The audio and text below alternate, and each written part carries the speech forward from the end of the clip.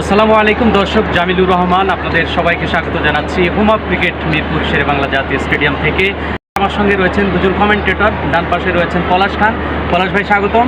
ধন্যবাদ। এবং বাম পাশে রয়েছেন পারভেজ। পারভেজ, আপনাকে স্বাগতম জানাচ্ছি।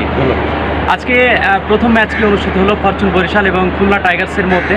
খুলনা টাইগার্স ফার্স্ট ইনিংসে ব্যাট করে 187 রান এবং সেটা ডিফেন্ড করতে পারেনি। 188 রান করে ফরচুন বরিশাল সহজেই একটা জয় পেয়ে গেছে। এবং এই ম্যাচে দুজন কমেন্টেটর। পলাশ ভাই, ম্যাচটাকে কেমন দেখলেন? আসলে ফরচুন বরিশাল তো হেসে খেলেই জিতলো বলা যায় এই ম্যাচটা। হেসে খেলে জিতলো। আমার মনে হয় যে খুলনা, আমরা প্রথম বলেছিলাম যে খুলনা যদি 200+ কিছু রান করে তাহলে জয়ের সম্ভাবনাটা থাকবে। সেটা কিন্তু করতে পারেনি। 187 এটা সহজেই চেজেবল বরিশালের জন্য, এবং বরিশাল এটা ডিজার্ভ করে। তাদের যে খেলাগুলো আমরা দেখেছি ইতিমধ্যে প্লে অফ তারা নিশ্চিত করেছে। সেক্ষেত্রে বরিশালের যে ব্যাটিং লাইন আপ, মালান একাই ম্যাচটাকে অনেক দূর এগিয়ে নিয়ে গিয়েছে। 63 রান। হ্যাঁ, এবং সাথে দেখুন মাহমুদুল্লাহ, মুশফিক বলে 24 রান করেছে। তামিম ভালো করেছে। ব্যাটিং লাইন আপ মানে খুবই ভালো, ডেপথ অনেক বেশি, যার কারণে বরিশাল জিতবে এটা অনুমেয় ছিল আগে। Thank you Parvez.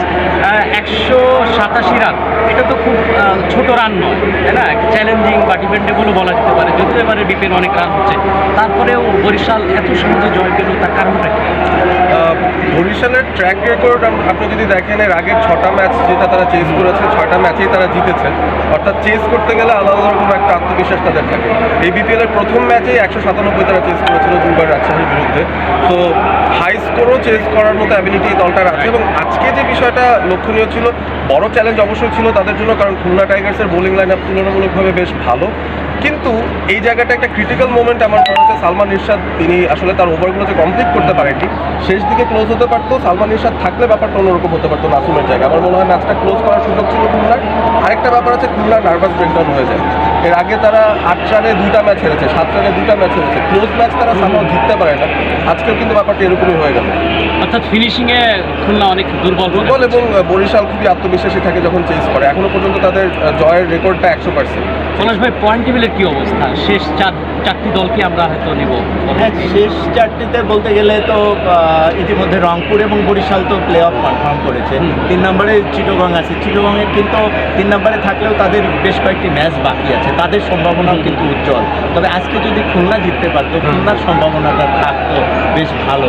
তবে লাস্টের দিকে মানে এখনও প্রত্যেকেরই আমার মনে হয় কম বেশি সম্ভাবনা রয়েছে, বরিশাল এবং রংপুর বাদে। তারপরেও তার মধ্যে থেকে কার সম্ভাবনা বেশি? চতুর্থ দল আজকে খুলনা জিততে তো তারা ডেফিনেটলি ফেভারিটসের জায়গায় থাকতো। তবে আমার কাছে মনে হয় অনেককে অবাক করে দিয়ে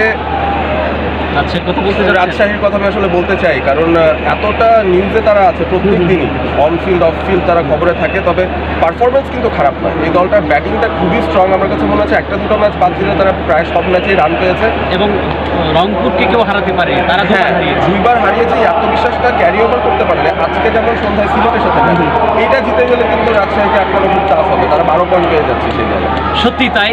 পয়েন্ট টেবিলের চতুর্থ দলটি কোন দল হবে সেটা নিয়েই যেন এখন মিরপুরের আকাশে বাতাসে অনেক জল্পনা কল্পনা। ঠিক সন্ধ্যে 6:30টায় দুর্বার রাজশাহী এবং সিলেট স্ট্রাইকার্স মুখোমুখি হচ্ছে।